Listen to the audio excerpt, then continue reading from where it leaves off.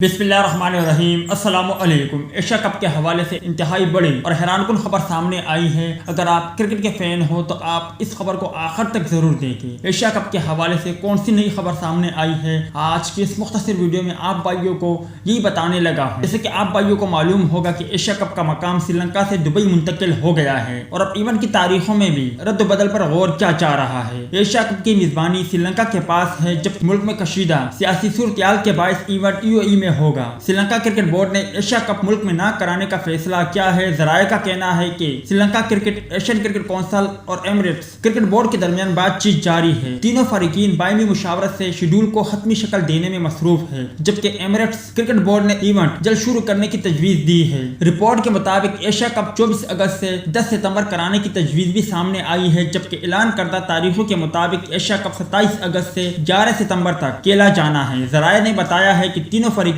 अगले 2 से 3 रोज में तमाम मामलात को हतमी शक्ल देने के लिए पुर उम्मीद है।